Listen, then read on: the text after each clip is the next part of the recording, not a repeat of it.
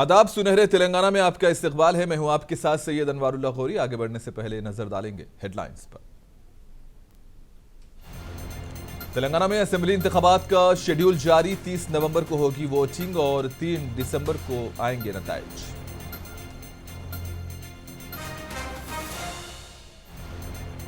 Schedule की इजराई के साथ ही रियासत में ज़ाब्ते अखलाक नाफिज, गैर कानूनी रकम को रोकने के लिए जगह जगह दी जा रही है तलाशी।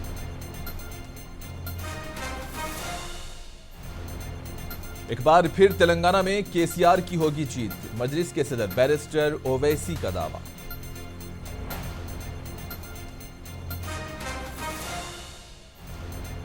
आइंदा हफ्ते कांग्रेस की बस यात्रा, राहुल और प्रियंका गांधी की शिरकत का इनकार।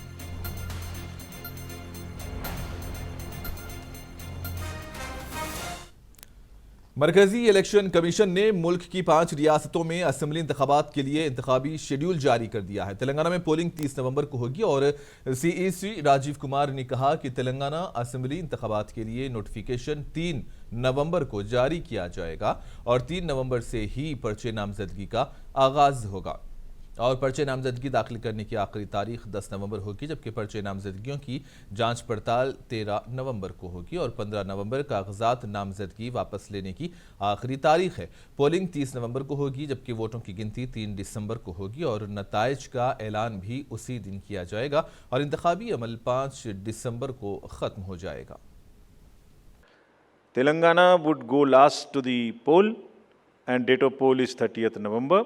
With the date of issue of Gazette notification being 3rd of November. And the entire election process would be complete by 5th of December. So this is what is the schedule. And again, I request all of you, through all of you, to all the voters to please come and exercise in the festival of democracy in a true sense. Thank you very much. Chief election commissioner Rajiv Kumar ने कहा कि तेलंगाना के बशमुल 5 रियासतों में खवातीन voters की तादाद में इजाफा हुआ है। तेलंगाना में 2018 के इंतखाबात के वक्त हर 1000 मर्दों के मुकाबले 992 खवातीन वोटर्स थे, लेकिन अब ये तादाद बढ़कर 998 हो गई है। अगरचे 2018 में छत्तीसगढ़ में 995 खवातीन वोटर्स थी, तो अब ये तादाद 1012 तक पहुंच गई है। मध्य प्रदेश में 2018 में ये 917 थी, अब ये 945 तक पहुंच गई है। मिजोरम में 2018 में 1051 थे, अब ये तादाद बढ़कर 1063 हो गई है। सीईसी के मुताबिक राजस्थान में अगर 914 लोग थे, तो अब ये तादाद 920 तक पहुंच गई है।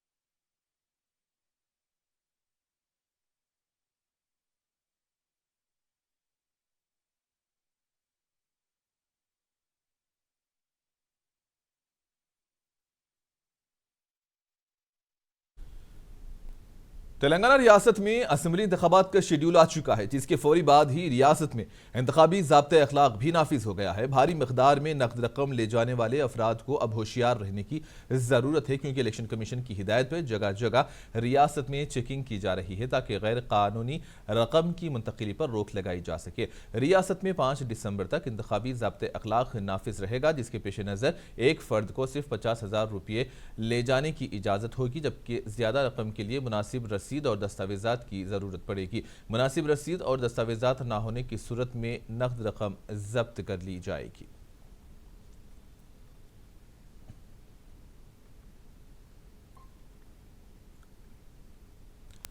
सदर कुल हिंद मजलिस इत्तेहादुल मुस्लिमीन व रुकने पार्लियामेंट हैदराबाद बैरिस्टर असदुद्दीन ओवैसी ने मीडिया से बात करते हुए कहा कि एक बार फिर तेलंगाना में केसीआर की जीत यकीनी है। इन्होंने कहा कि उनकी पार्टी अब राजस्थान के इंतखाबात में भी हिस्सा लेगी और इंशाअल्लाह हमको यकीन है कि एक बहुत बड़ी कामयाबी से अल्लाह हमको हमकिनार करेगा और हम पूरा ताउन करेंगे कि इलेक्शन पीसफुल हो और सही इलेक्शन स्पिरिट में हो। हमने ये बात जब इलेक्शन कमिश्नर ऑफ इंडिया के तीनों कमिश्नर आए थे, चीफ इलेक्शन कमिश्नर से भी हमने ये कहा था कि हमारी पार्टी की तरफ से पूरा ताउन होगा और हम चाहेंगे कि इलेक्शन फ्री एंड फेयर हो और हम यही कोशिश करेंगे और हम चुनाव लड़ेंगे, अच्छी तरह से लड़ेंगे। क्या मुद्दे होंगे सर इस चुनाव में? तेलंगाना और राजस्थान में आप कंटेस्ट करने जा रहे हैं, क्या मुद्दे क्या हैं?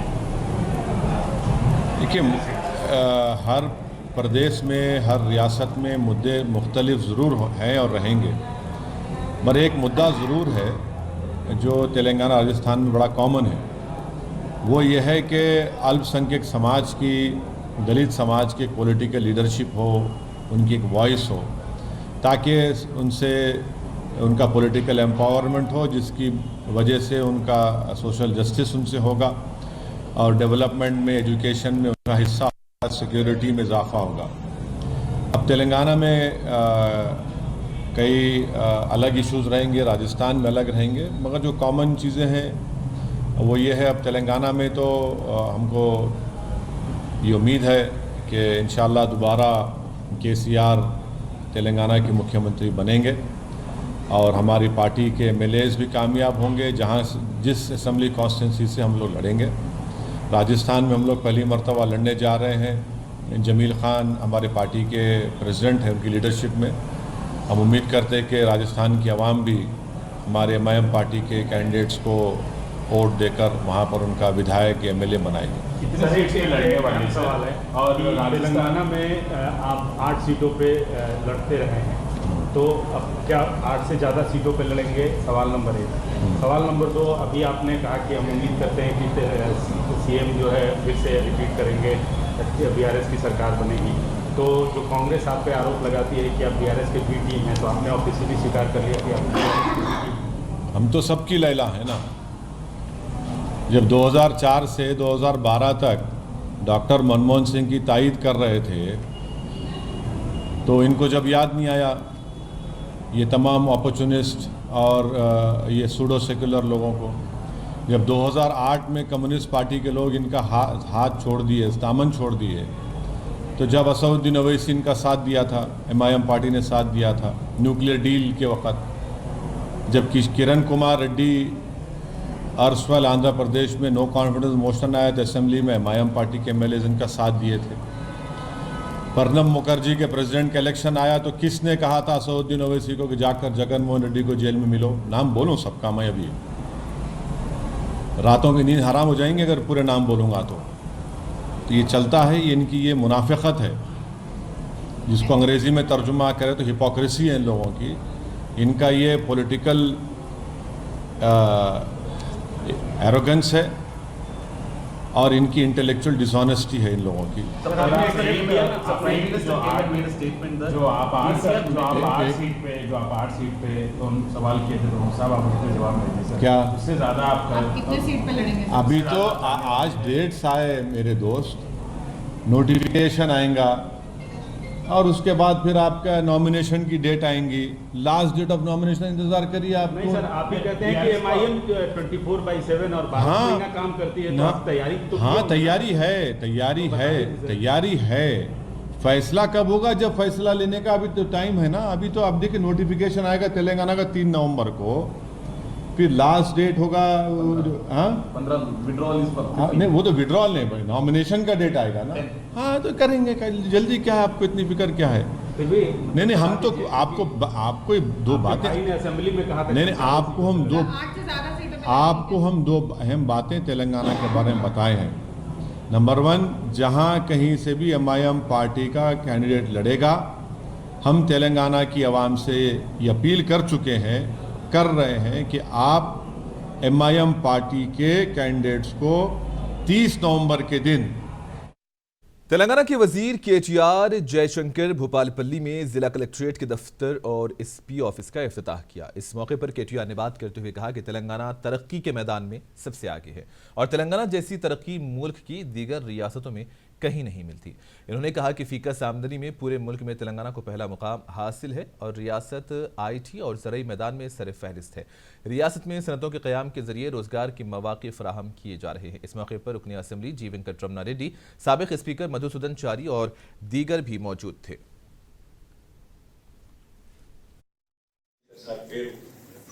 तो పెట్టిన ఈ జిల్లా కలెక్టరేట్ ప్రారంభించే కలెక్టరేట్ ప్రారంభించే అవకాశం నాకు దక్కడం నా పూర్వజన్మ సుకృతంగా నా దృష్టిగా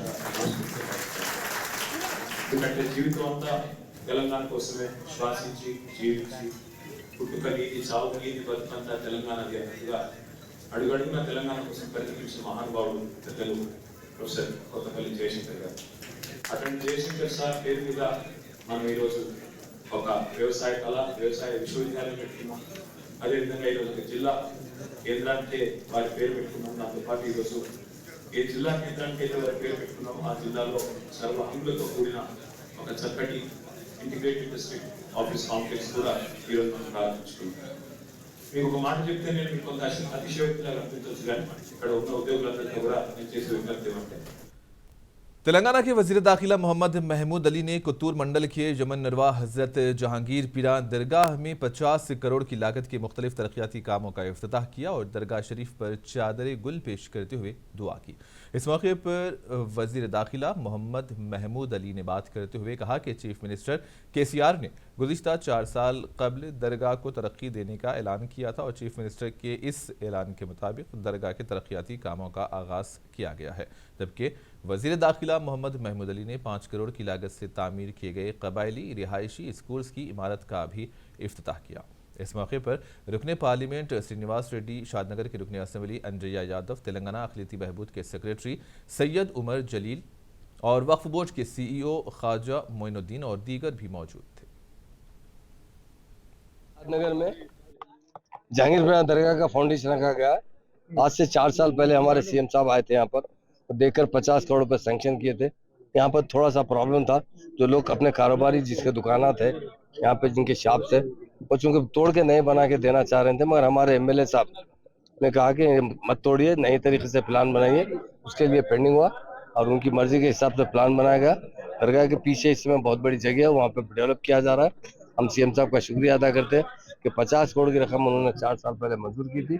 इंशाल्लाह बहुत जल्द दरगाह बनेगी। और हमारे पास जो कल्चर है, दरगाह में जितने मुसलमान भाई आते हैं उससे ज़्यादा हिंदू भाई आते हैं।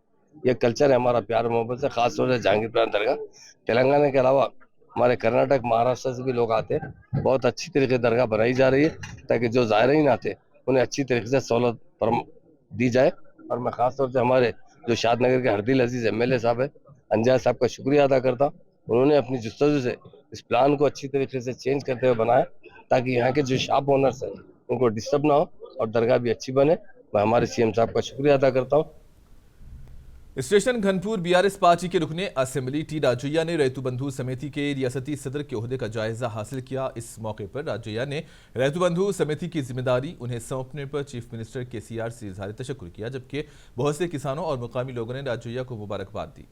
याद रहे कि कडियम श्रीहरि को स्टेशन घनपुर MLA का टिकट दिया गया है, जिसके बाद राजैया को कारपोरेशन के ओहदा दिया गया। राजैया 2 साल तक रैतु बंधु समिति के सदर के तौर पर बरकरार रहेंगे।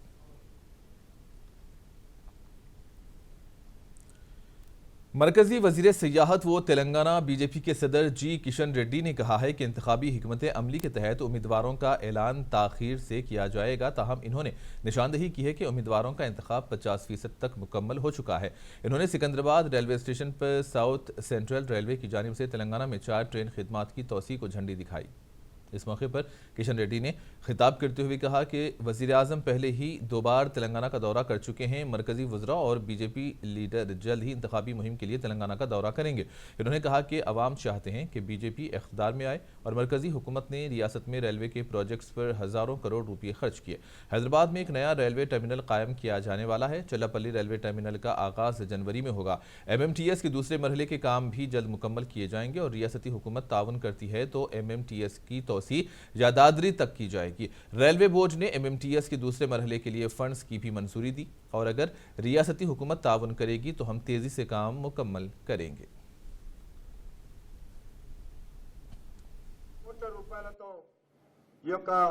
రైల్వే స్టేషన్ పనులను కూడా ఆధునీకరిస్తా ఉన్నాం. అదొకసారి పూర్తయిపోతే ఎయిర్ కండిషన్ వెయిటింగ్ రూమ్స్, అదే విధంగా ఇక్కడ క్యాంటీన్స్ కానీ లేకపోతే రిసెప్షన్ కానీ ఆధునికమైనటువంటి టెక్నాలజీతో ఈ యొక్క రైల్వే స్టేషన్ యొక్క రూపురేఖలు మారనున్నాయి. అదే విధంగా మన యొక్క కాచిగూడ రైల్వే స్టేషన్ కానీ నాంపల్లి రైల్వే స్టేషన్ కానీ దాన్ని కూడా మార్పులు చేస్తా ఉన్నాం.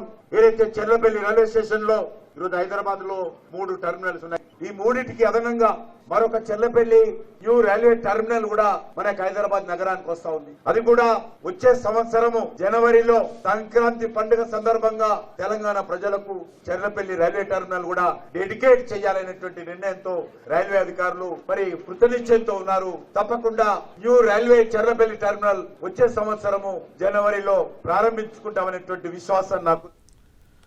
निजामाबाद के एमपी व बीजेपी लीडर डी अरविंद ने रियासत की बीआरएस हुकूमत पर शदीद तनकीद की है। डी अरविंद ने कहा कि रियासत की अवाम बीआरएस की 9 साला इक़्तिदार से आजिज़ आ चुकी है। डी अरविंद ने कहा कि दूसरी जानिब मरकज़ की एनडीए हुकूमत शफाफ अंदाज से काम कर रही है। अरविंद ने केसीआर से इस्तिफ़सार किया कि मकानात, स्कॉलरशिप्स और बेरोजगारी भत्ता कहाँ गया है। उन्होंने कहा कि वज़ीर आज़म मोदी की क़ियादत वाली मरकज़ी हुकूमत ने तेलंगाना के लिए कई एक तरक्याती काम अंजाम दिए हैं। तेलंगाना प्रदेश कांग्रेस कमेटी के सदर रेवंत रेड्डी ने कहा है कि रियासत में कांग्रेस के इक़्तिदार पर फायज होते ही 6 वादों को पूरा करने की फाइल पर पहली दस्तखत की जाएगी। रेवंत रेड्डी ने कहा कि सोनिया गांधी की जानिब से कांग्रेस की 6 गारंटियों के ऐलान के बाद केसीआर गायब हो गए हैं। रेवंत रेड्डी ने कहा कि कांग्रेस की 6 गारंटियों को देखकर केसीआर को जाड़ा बुखार आ गया। अब केसीआर को आराम की ज़रूरत है। इलेक्शन के बाद अवाम केसीआर को आराम ही आराम देंगे। रेवंत रेड्डी ने कहा कि इलेक्शन शेड्यूल के ऐलान से तेलंगाना की शनि भी दूर हो गई है। అవినీతి సంపదతో ఈ ఎన్నికలలో నెగ్గాలన్న ఆలోచన చేస్తున్నారు. ఇవాళ చంద్రశేఖరరావు గారికి చలిజ్వరం వచ్చిందని కేటీఆర్ గారు అంటున్నారు. మీరు ఒక్కసారి తేదీలను లెక్కబెట్టండి. శ్రీమతి సోనియా గాంధీ గారు సెప్టెంబర్ 17 నాడు తుక్కుగూడ రాజీవ్ గాంధీ ప్రాంగణంలో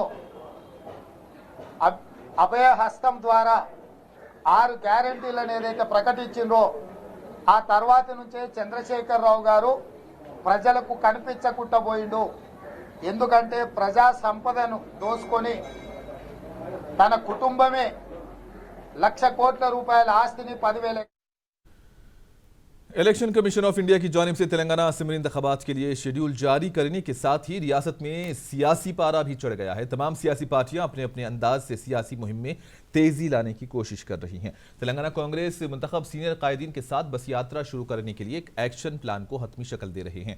इम्कान ये जाहिर किया जा रहा है कि इस माह की 15 तारीख या फिर आइंदा हफ्ते ये यात्रा शुरू की जाएगी। इस यात्रा में AICC के सीनियर कायदीन राहुल गांधी, प्रियंका गांधी और दीगर सीनियर कौमी कायदीन शिरकत करेंगे। इस यात्रा के दौरान कांग्रेस की 6 जमानतों को आवाम तक ले जाया जाएगा।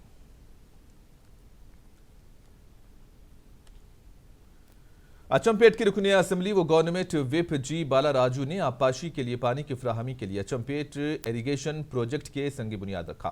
इस मौके पर GBR चैरिटेबल ट्रस्ट के चेयरपर्सन जी आमला भी मौजूद थी। इस मौके पर जी बाला राजू ने बात करते हुए कहा कि हुकूमत इस प्रोजेक्ट के जरिए किसानों को आबपाशी के लिए पानी फराहम करेगी। इन्होंने कहा कि हुकूमत किसानों की फलाह व बहबूद के लिए काम कर रही है। इस मौके पर municipal chairman Narasimha Goud, market committee की chairperson Aruna, municipal vice chairperson Shailaja, Vishnuvardhan Reddy और दीगर भी मौजूद थे। మాటలు మాట్లాడుతా ఉన్నారు. ఎన్నికల్లో గెలవడం కోసం ఏ మాటలైనా మాట్లాడవచ్చు, కానీ రైతులకు నీళ్లు ఇచ్చేటువంటి విషయంలో DPR ఉందా, వాటర్ అలొకేషన్ ఉందా, గ్రీన్ ట్రిబ్యునల్ అనుమతి ఉందా, పర్యావరణ అనుమతులు ఉన్నాయా అని రకరకాల మాటలు మాట్లాడుతూ ఇది కేవలం कुतबुल्लापुर के रुकने असेंबली KP विवेकानंदा ने कोमपल्ली म्यूनसिपालिटी अपरना फैंगरू कॉलोनी में एक आबी जखीरे का इफ्तिताह किया। इस मौके पर रुकने असेंबली KP विवेकानंदा ने बात करते हुए कहा कि महकमे वाटर के जरिए इस आबी रिजर्वायर को तामीर किया गया है ताकि बढ़ती हुई आबादी के पेश नज़र पानी की ज़रूरत को पूरा किया जा सके और मुस्तकबिल में पानी का कोई मसला ना हो सके। इस मौके पर मुकामी म्यूनसिपल चेयरमैन के अलावा दीगर भी मौजूद थे। पुराने शहर में वाक़ एक स्कूल की निसाबी किताब में मोहसिने इंसानियत पैगम्बर इस्लाम हज़रत मोहम्मद मुस्तफ़ा सल्लल्लाहु अलैहि वसल्लम की तस्वीर शाये करने वाले स्कूल के खिलाफ सख्त कार्रवाई का मुतालबा करते हुए पुराना शहर हैदराबाद के कालापत्थर पुलिस स्टेशन के रूबरू मुस्लिम नौजवानों की एक बड़ी तादाद ने एहतजाज किया। मुस्लिम नौजवानों ने कहा कि जहानुमा में वाक़ एक बॉयज़ स्कूल की निसाबी किताब में तस्वीर शाये करते हुए हुजूर अकरम सल्लल्लाहु अलैहि वसल्लम की शान अक़दस में गुस्ताखी की कोशिश की गई है। इन नौजवानों ने कहा कि 5 दिन पहले ही इस सिलसिले में फलकनुमा पुलिस से शिकायत की गई थी, ताहम इस शिकायत पर कोई कार्रवाई नहीं की गई है। इन्होंने कहा कि इस वाक़ये के जरिए मुसलमानों के जज्बात को ठेस पहुंचाई गई। पुलिस ने मीडिया को बताया कि इस किताब का प्रिंटर एम्यूज बुक्स इंटरनेशनल है। इन्होंने कहा कि इस प्रिंटर को तस्वीर की इशाअत का कोई हक नहीं है। इस किताब की इशाअत करने वालों के खिलाफ फौजदारी कार्रवाई की जाएगी और इन्होंने कहा कि जिन बच्चों को ये किताबें तकसीम की गई हैं उसकी फहरिस्त हासिल की जाएगी। अगर ये किताबें ऑनलाइन भी हैं तो उनको वापस लेने को यकीनी बनाया जाएगा। इन्होंने कहा कि पुलिस इस मामले में सख्त कानूनी कार्रवाई करेगी, जबकि पुलिस ने स्कूल के प्रिंसिपल को भी गिरफ्तार किया है। और जो यहाँ का ब्रदर है, वो जो प्रिंसिपल नाम है, क्या नाम है उसका, शवा रेड्डी, उसको भी अरेस्ट कर लाया जाएगा इंशाअल्लाह ताला। और मेरी हुकूमत से एक दर्दमंदाना अपील है, मेरे आका नबी पाक सल्लल्लाहु अलैहि वसल्लम के सदक़े से बात करता हूँ कि हमारे लिए आप एक ऐसा रास्ता निकालें, ये जो शरपसंद अनासी ये जो काम कर रहे हैं उनको ऐसी सज़ा दें कि फिर आइंदा कोई ये काम करने का सोचना ही नहीं। तो इंशाअल्लाह ताला हमें जो है पुलिस पर पूरा भरोसा है और इंशाअल्लाह ताला वो काम जरूर होगा। में 5 दिन पहले इसका अच्छा नहीं, उनका 2 है, उनका है, पूछना चाह रहे हैं, मगर अभी कुछ ही लम्हात में उनको अरेस्ट कर लाने का वो तयक़ुन दिए हैं। कामारेड्डी शहर की गांधीगंज में एक उम्रदराज खातून के गले से तिलाई चेन उड़ाने की वारदात पेश आई। खातून अपने घर में तन्हा थी कि इस मौके पर एक नामालूम शख्स उनसे पता पूछने के बहाने खातून के करीब आया और खातून के गले में मौजूद 12 तोले सोने की चेन छीन कर फरार हो गया। खातून की इस चीखो पुकार पर खातून के लिए मुकामी लोग वहां पर जमा हुए, जब तक रहजन वहां से फरार हो चुका था। खातून के रिश्तेदारों ने इस मामले की शिकायत पुलिस से की और पुलिस ने इस मामले में केस दर्ज किया है और रहजन की तलाश शुरू कर दी गई है।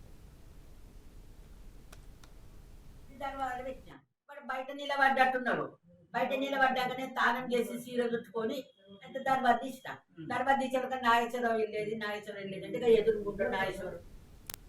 और आखिर में हेडलाइंस पर एक और नजर। तेलंगाना में असेंबली इंतखाबात का शेड्यूल जारी, 30 नवंबर को होगी वोटिंग और 3 दिसंबर को आएंगे नताइज।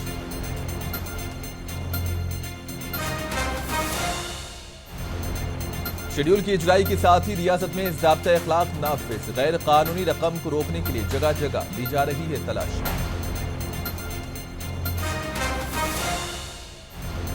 एक बार फिर तेलंगाना में केसीआर की होगी जीत, मजलिस के सदर बैरिस्टर ओवैसी का दावा।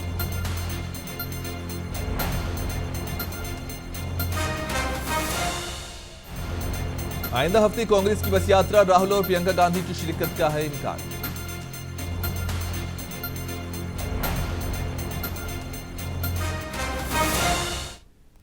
और इसी के साथ ही न्यूज बुलेटिन सुनहरे तेलंगाना का यहीं पर इख्तिताम होता है। दीजिए इजाजत, अल्लाह हाफिज।